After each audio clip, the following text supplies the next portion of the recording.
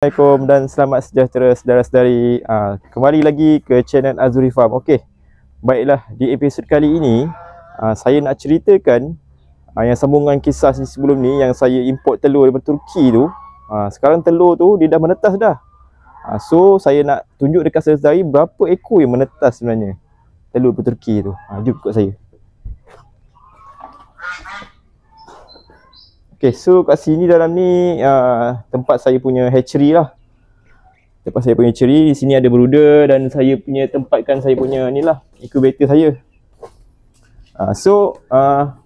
Ayam yang saya import daripada Turki tu ialah ayam, sebelum ni saya tak ceritakan ayam apa. Sebenarnya ia adalah ayam Speckled Sussex, khas import daripada Turki. Ayam Speckled Sussex ni dia belum ada lagi dalam Malaysia ni. Setahu saya lah belum ada lagi. Ayam yang Speckled Sussex ni dia tuan boleh tengok lah, saudara-saudari boleh tengok dekat yang saya tunjuk ni.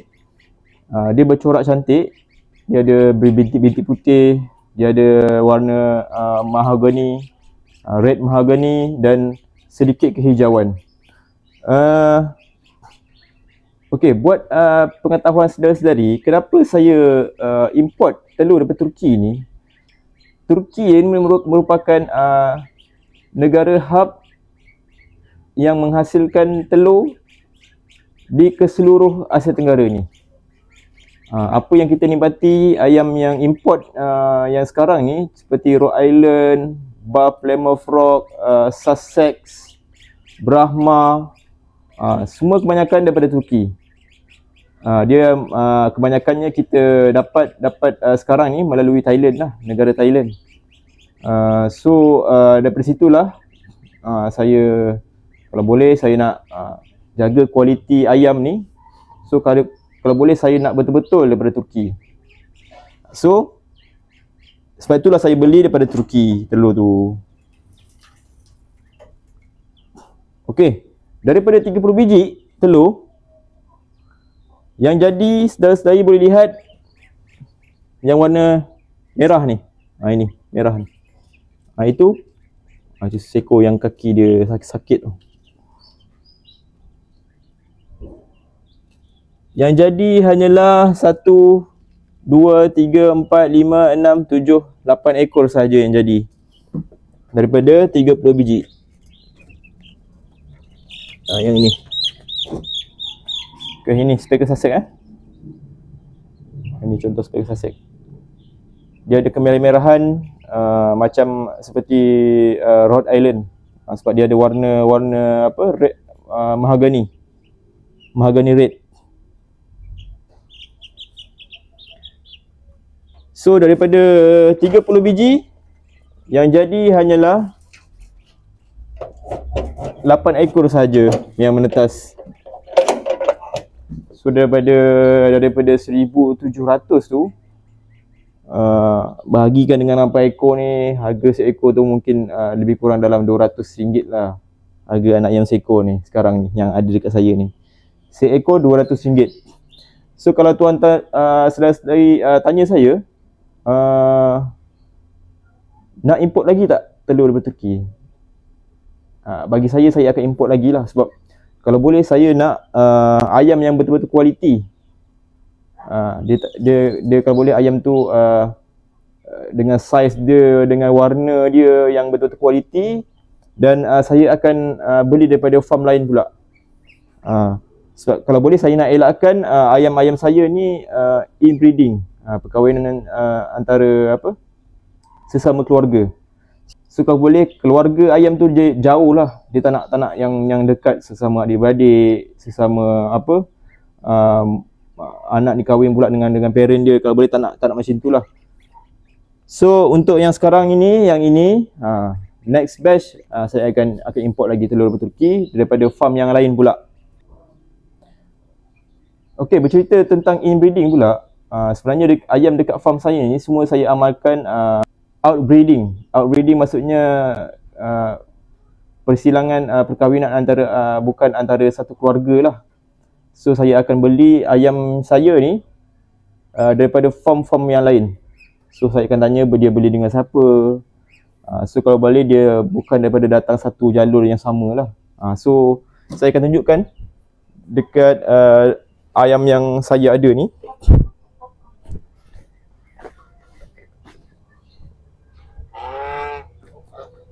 So ini reban laksasai saya.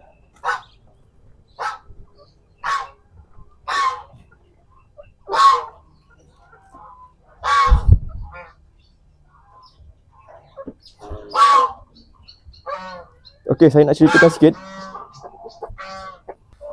So speckle Sussex tu dia akan saiz macam ni lah. Saiz macam ni. Saiz macam ni ya. Speckle Sussex dia sama je.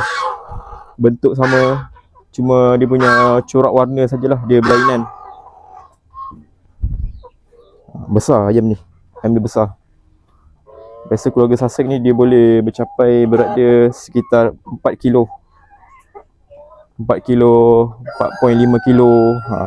Ini dan ada dalam anggaran 4 kilo ni berat seekor jantan ni.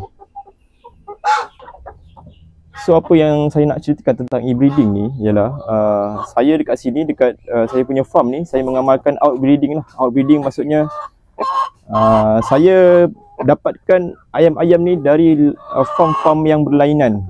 Okey, seperti contoh Sussex ni, Sussex ni adalah contoh Sussex ni dia ada 3 line dekat sini.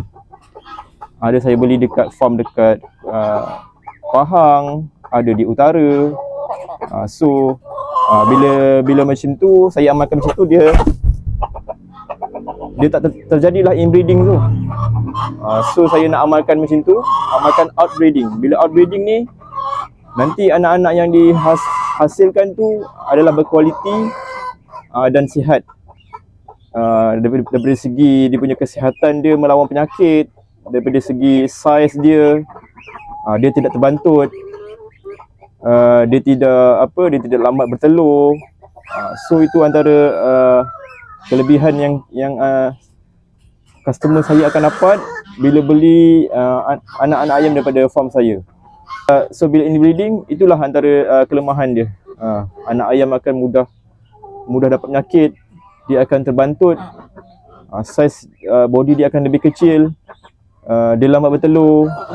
So kita kena amalkan outbreeding lah.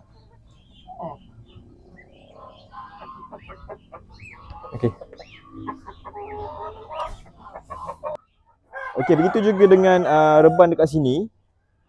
Sebagai contoh Brahma ni. Brahma ni ada 3 line. 3 line bermaksud saya beli daripada 3 orang seller lah. 3 orang peternak yang berlainan. So ini betina dia.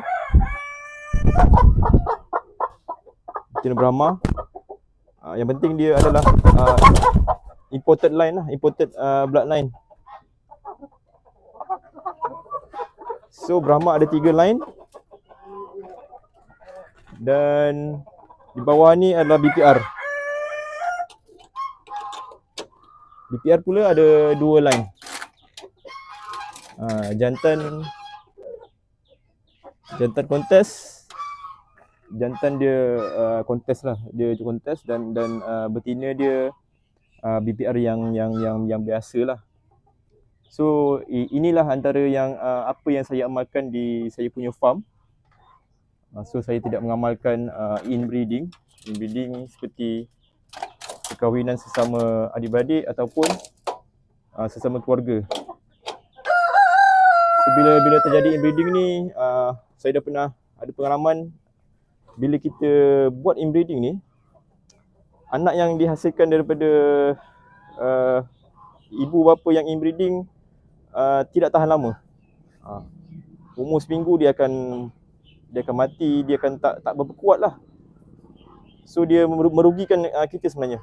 Walaupun setengah orang ada yang kata dia tiada masalah sebenarnya inbreeding di dalam peternakan ayam ni, tapi bagi saya dia mengikut pengalaman saya lah, dia ada kesan dia. Seperti yang saya dah pernah alami, anak ayam tu dia tidak tahan lama. Dia tidak tahan lama, dan apa yang saya tengok orang yang mengamalkan inbreeding ni, dia akan dapati ayam yang dia hasilkan tu, bila dia dewasa nanti saiz dia akan tidak mencapai berat yang sebenar, dan tinggi yang sebenar itu dia akan nampak dia punya kesan dia lah. So dekat sini saya amalkan outbreeding. Jadi begitu juga dengan angsa yang belakang saya ni. Angsa saya pun saya beli daripada 3 seller. 3 seller yang berlainan. So bila dia adalah dari 3 line yang berlainan, bila dia kahwin sendiri tu, dia takkan terjadilah perkahwinan sesama keluarga. So kita akan dapati anak yang dihasilkan adalah anak yang berkualiti, saiz yang berkualiti, dia kuat melawan penyakit.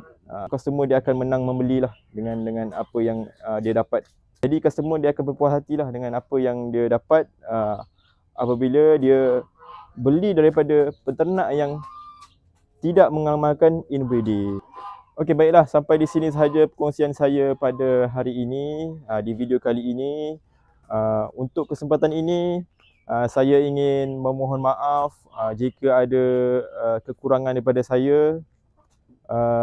Yang baik itu datang daripada Allah, yang tidak baik itu datang daripada kekhilafan saya sendiri.